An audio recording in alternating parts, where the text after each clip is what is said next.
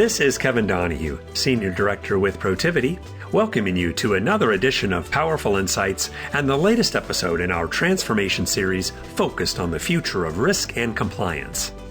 In this episode, Vicki Alexander interviews Nishant Desai and Gary Stein. They discuss the current skill set in the compliance function, what is needed for the future, and how compliance can be transformed from performing reactive tasks to managing future risks. As costs for risk functions continue to increase, it is crucial to plan to remove manual tasks and innovate by using both technological tools as well as an expanding skill set to propel the functions. And now, let's go to their conversation.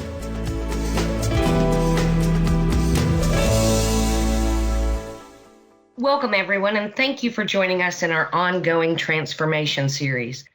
Today, we are focused on the future of compliance. We are highlighting how organizations are embracing change, utilizing technology, and bringing innovation into the compliance functions. In this episode, I'm excited to chat with two people I've worked with for quite a long time. One, Nishant Desai, who is the Chief Compliance Officer of TIAA Bank and has a relatively mature compliance function, and Gary Stein, the Chief Product and Compliance Officer at Openpay US, a new division of Openpay Australia, a fintech that provides a buy now, pay later solution. Nishant and Gary, thank you so much for joining me today. Happy to be here. Thanks for having us. To start, can each of you share just a little bit about yourself and your path to your current career? We'll start with you, Nishant. Sure. Thanks again. Thanks for having us here. I started my career at Bank of America, where I spent roughly 9 years in a number of roles, starting with information security, global markets risk. Did a couple years in various operations compliance focused areas, including commercial and corporate banking. And then more recently, before leaving Bank of America, the global tech and ops compliance function. And during those years, I had the pleasure of working with Vicki in a number of capacities there as well. And then I moved on to SunTrust Bank, where I joined Vicki to help establish what I would say a more modern compliance management system, starting with policy fundamentals all the way to testing strategies for, at the time, a large super regional financial services organization. And then prior to coming to TIAA Bank, I was the Deputy Chief Compliance Officer for BB&T, overseeing a number of compliance programs and various governance functions. Awesome. Thank you, Nishant. Gary, what about you? So I've kind of backed my way into the compliance role, to be honest with you. So I started my career working for Arthur Andersen, and then another big 4, big 6, big 8 consulting firm after business school. And from there, I went to go work for Signet Bank in the 1990s. And when we were acquired by First Union, moved back up to the DC area and joined a boutique consulting firm called Furash & Company that focused on the financial services industry. And from there, when Ed Furash retired, a couple of folks there with me launched another boutique financial services strategy consulting firm called Capital Performance Group. And it was there for a little over 10 years.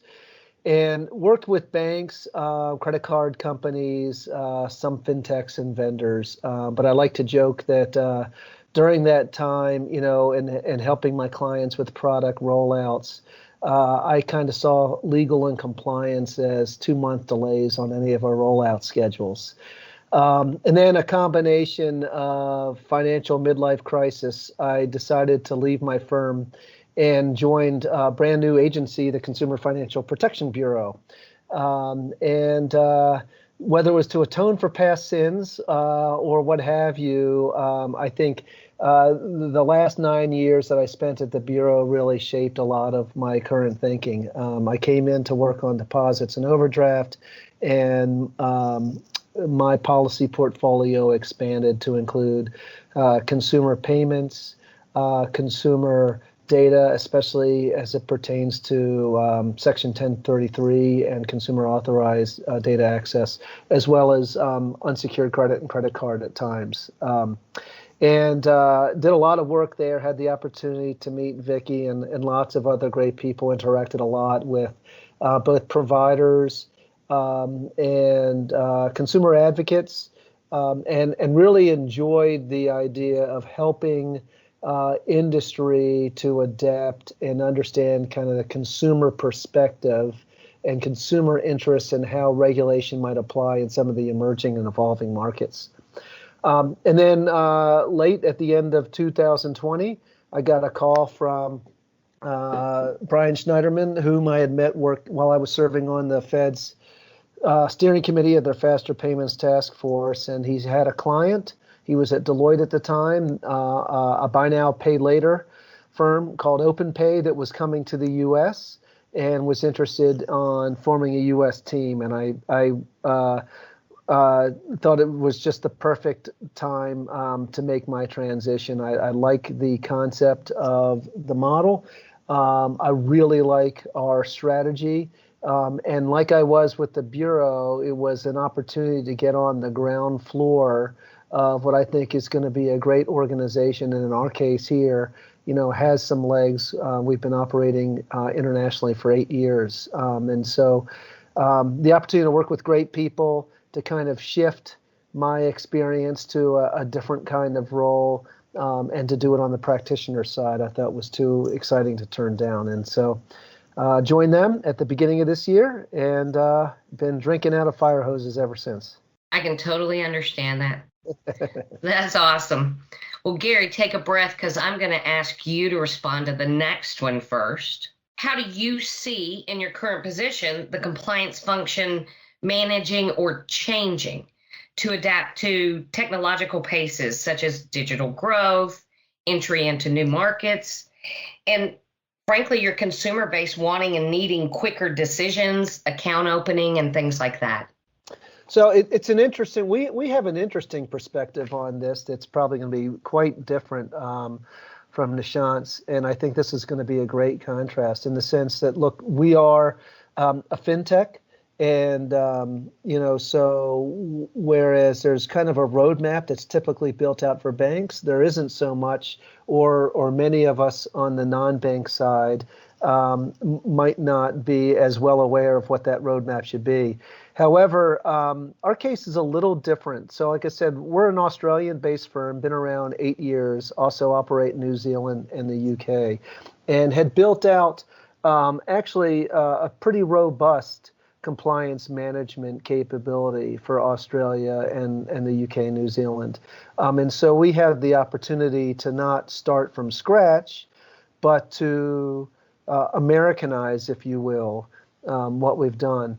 But I think what became immediately apparent and probably somewhat shocking to some of my Australian colleagues is just how much more comprehensive and robust the compliance requirements are in the U.S. as opposed to the other countries. And so while we were probably way ahead of the curve from a lot of fintech startups, even those that start, say, in Silicon Valley, we are building out, not just Americanizing, but building tremendous number of elements as we get ready for, our first loan here in the U.S.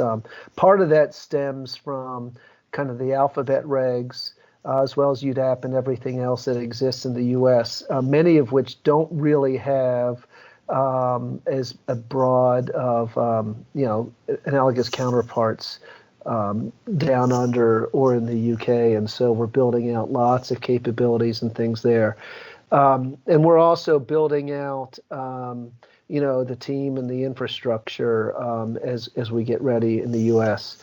But, to your original question, one of the things that I always felt when I was at the Bureau was that when you think about what is compliance, at least in a consumer protection standpoint, I try to think about, like, what is it that the statutes and things were really set out to do? Why is it that a consumer would need these types of protections? And what about, new channels, new products, new markets present new risks and things? And I'm not an attorney. I learned enough about the statutes and regs when I was at the Bureau that I used to joke that was one Latin class away from passing the bar. But, I would think about, well, why is it that a consumer would have the right to dispute errors? How does a consumer's ability in a marketplace stack up against big corporations, and why may they be at a disadvantage, or why may they not understand something? And so why is this disclosure or that required? And I think when you try to go and understand the root of why the requirement exists, it's generally not that hard to look at your business model and to see, okay, do we present the same kind of challenge? So even if the reg may not apply as clearly, do we feel that the consumer has the same sort of vulnerability, and what might we need to do about that? I'll pause there because I realized I went on quite a bit. No, very interesting to see the viewpoint, especially as you're building, right? Yeah. I will tell you that a large part of it has been not just the policy development, but as we go through like the consumer journey in the app, there are disclosures, there are notifications, and lots of other things that we have to make modifications to execute here. Absolutely. Nishant, what are your thoughts coming from the bank side? Yeah, and first of all, I embrace all organizations, Gary, so I hold nothing against you being within a fintech entity. It's actually been good for the industry collectively. I think it's brought a lot of healthy competition, frankly, and in some cases to the benefit of the consumer. So I think it's a great thing.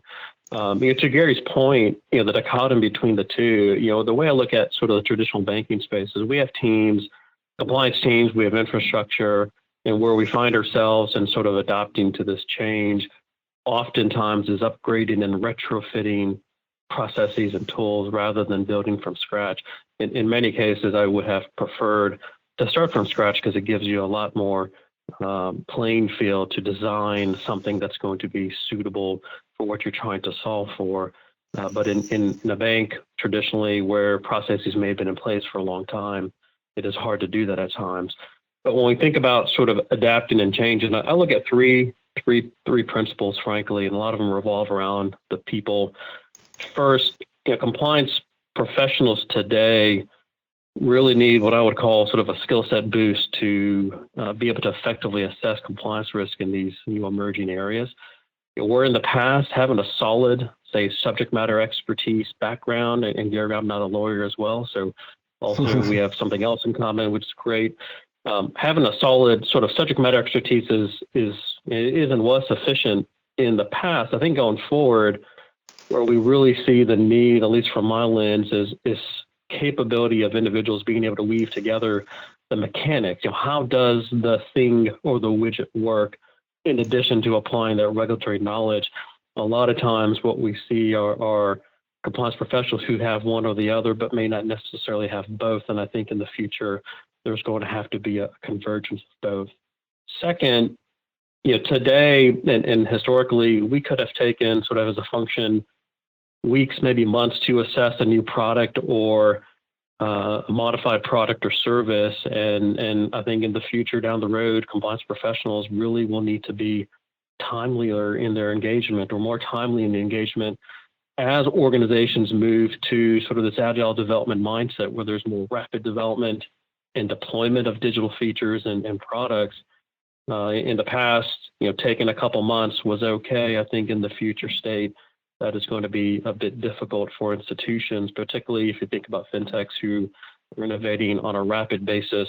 The compliance professional is also going to have to keep pace as well. And then third, broadly speaking, I think this applies to everybody, but the compliance function just in general is going to have to be more data-driven beyond the traditional areas where we've applied that approach. So for example, AML, I think it's been very easy over the past several years to institute technology solutions and become very heavily data-driven. We need to really take that and go outside of AML, right? There's more than just traditional transactions. And that really means for that next generation compliance officer, giving that individual the right skill sets, whether it's training, whether it's coming out of the collegiate area, that using data is more than simply making a process faster. And I think to me, that's these are the three focus areas I would have for going forward for compliance function. Wonderful. Leads perfectly into my next question, Nishant. As artificial intelligence, natural language processing tools are increasing in the industry, how do you see utilizing these innovative tools? And are there any roadblocks, which you kind of addressed earlier, keeping you from starting or increasing your use? Sure. Let me start with the easy one first, which is the roadblocks. I think people is a key component of it. I think we can solve for that. I think the one area that's really difficult for compliance professionals to solve for is the cost, right? Getting past the initial upfront cost in a lot of these use cases and scenarios can be daunting, particularly as we're coming off of an event like the pandemic. Going in to make a request for a couple $1 million to implement a solution, I think is not likely going to get a lot of airtime. So timing is a big part of this. Getting the cost right out of the gate is also a key, and then the people piece is a third factor. But in terms of sort of where these tools are utilized, I think there's so many use cases now. The list keeps growing week to week, month to month. But where the technologies have done really well are in those high volume, highly repeatable processes, and I'll use AML transaction monitoring just as another example where it's really done great over the past several years. And our institution and others use various versions of this. Where I'd like to really see some ongoing adoption are in the areas of complaints management. And there's tools out there today. I think the key challenge, again, is getting the tool in the house and being able to apply it, and then making sure our people know what to do with the data that's provided. Or in another scenario, perhaps sort of using this for sentiment analysis to help us predict, where might there be some compliance issue based upon how a customer interacted with an agent and how the tonality of that discussion went.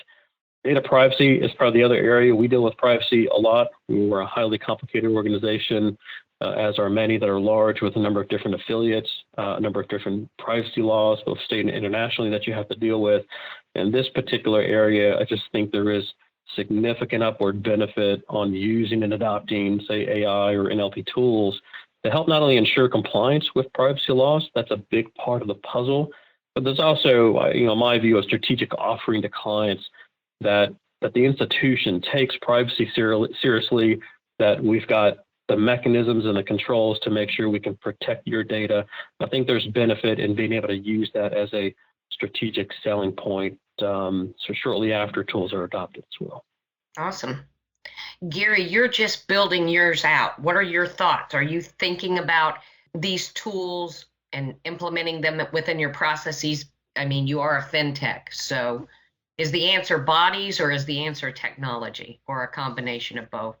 It's probably a combination of both, and where we think the sophistication and intelligence pays off. I think Nishant hit on really the key areas probably in order. I mean, fraud monitoring is one area where we look most immediately. Anything that can help us be more intelligent about seeing things without creating unnecessary friction back into the process flow, either for our consumer or merchant or other partners there, I think is important.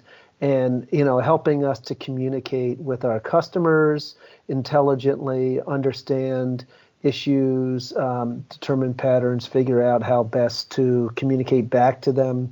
We look at utilizing chat channels and other things that can understand and service customers most cost effectively, but effectively in general too. And so I think those are some of our most immediate issues. One area that I think the agencies who just announced kind of a joint effort last week to look at, and where I think a lot of interests always jump is to underwriting and stuff, and I don't think that's high or really on our immediate list right now, primarily for the explainability and other factors, but I think that's an area that the industry always thinks could be an application, but probably, like as Nishant said, not one of the earliest. Perfect. Gary, what's the most innovative thing you've seen out there or have used?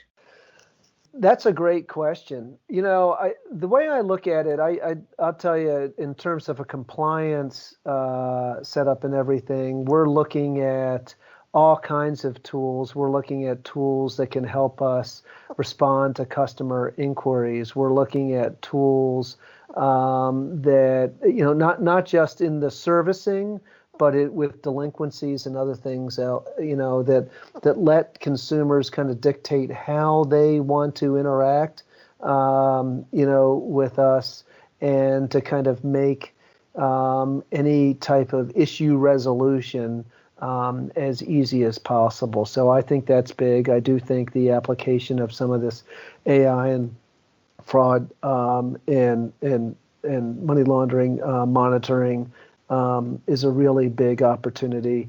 Quite frankly, I think just stepping back though, overall, just the way that offering something like an unsecured loan, which is what we do, has moved from kind of a manual spreadsheet-driven, cost-inefficient process to something that's app-driven, is really, let's not miss the 800-pound gorilla that's there. I mean, we can enable a consumer at the point of sale to enroll and apply and qualify for, an unsecured loan that basically goes anywhere from a few $100s up to $20,000, and do that with a thorough underwriting, and do that, with all proper notifications and consents and, everything top of mind, and do it in seconds,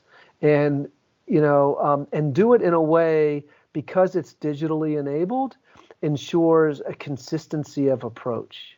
It ensures that, a rules-driven infrastructure that makes it easy to kind of monitor how things are working. And so I feel like what we're bringing to the market here are products that, banks and others have struggled to offer or to do so cost effectively. And so I think kind of the whole digital delivery not only provides access, but provides safe access. And I think that's not something to be, treated inconsequentially. Quicker, faster, better, right? Yeah. Nishant, what are your thoughts? What's the most innovative thing you've used or is out there that you, in a perfect world, you would? Yeah, definitely. And I just want to dwell on one of Gary's points here. I think it's a great perspective as well, simply because you're delivering highly efficient, consistent compliance solutions, right? That's a lot of what's being offered at the table, and it goes beyond AI or NLP in many cases. So that was a great example. Kind of from my perspective, and perhaps when these tools were used at the first point in time, they were perhaps innovative. I think they've become somewhat commonplace nowadays. But if I think about robotics, the RPAs, the automation tools for those high volume areas to gain efficiency, the basic text mining for complaints. Again, these are things that have probably been in place for a number of years. I don't know that they're necessarily innovative anymore. And then regulatory change, sort of helping identify where we might have open risk, or simply helping funnel new regulatory changes or notices to the appropriate locations. Again, at a point in time, probably earth-shattering to a degree. Today, not so much.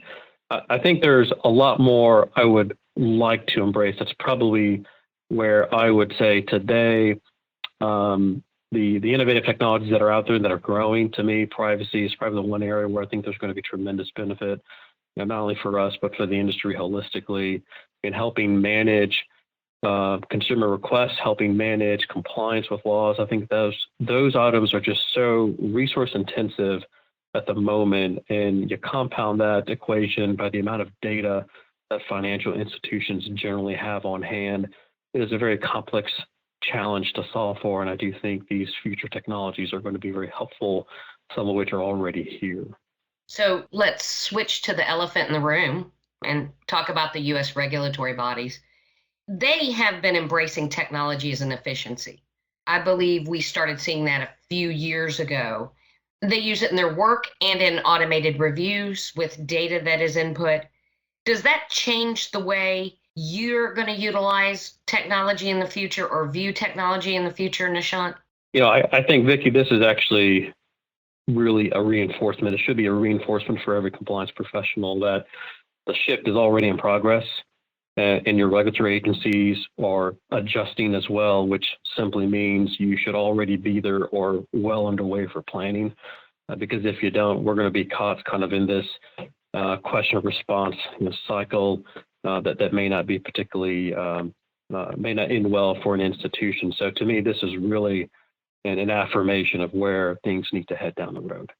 Gary, your thoughts? Yeah, no, I agree. It's interesting, you announce a job change on LinkedIn and then you immediately start getting hit up by lots of vendors that want to talk with you and everything. Not surprising, but it's amazing how many of them tout solutions that will facilitate regulatory reporting. These are efficiencies that I think are absolutely critical. It not only helps to ease a burden, but kind of make sure that it's happening on a consistent basis. So I think those things are huge, and it will be interesting. I know, I was at the Bureau for 2 presidential administrations, and few different directors, depending on how you count the acting directors there. And, we did see in the last era kind of a move to horizontal exams that enable, more information collected across a number of entities versus, maybe on-site deep dive audits. I think this pandemic has changed a lot of things. In addition to all the, artificial intelligence and regulatory tools, we're all finding out how we can do things remotely. And so I think these data uploads and other stuff are probably going to stick around for quite a while. And so your ability to plug into them is only going to make things a lot easier. And I think the regulator interest in being able to take temperatures broadly and everything it just makes common sense. All right, we're going to move to the rapid fire round. I'm going to ask you questions, and I want you to use one word to describe your answer. Gary, what do you see as the top priority for the year ahead? The launch. Nishant? I'd say consumers. Nishant, describe yourself in one word. Excited. Gary? I was the same, excited. Perfect. Gary, what did you want to be when you grew up? Honestly, probably a basketball player. Nishant? It would be a cardiologist before I even knew what that meant, frankly. Okay. Nishant, who do you most admire? This one's easy. My mom. Gary? Yeah, I'd have to say my parents. Awesome. Gary, what is one book that you would recommend to all up-and-coming leaders in risk, compliance, or transformation? Ooh, that's a tough one. I'm not a big reader of the business books, so I'll struggle in that one a little bit. I'll tell you, one of my favorite books of all time that has nothing to do with risk and compliance is The Count of Monte Cristo. And I know it's only rapid fire, but I'll just say, treat others well is probably the message there. Very good. Nishant? I'm going to be in Gary's corner here. I think picking one book is hard, but I'll generally stipulate that the book probably comes from Peter Drucker. I do enjoy his reading. So, well, guys, thank you so much for participating in our Future of Compliance podcast. I've enjoyed speaking with you and having you share your insights. Thank you for having us.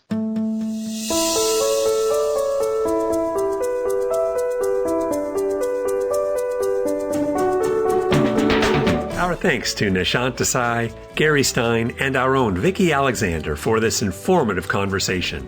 And thank you for listening today. Watch for the release of our May edition, where Dolores Atalo will lead a discussion focused on the future of enterprise risk management. To learn more about Protiviti's perspectives on risk transformation, visit our risk transformation page under the Risk and Compliance section at protiviti.com.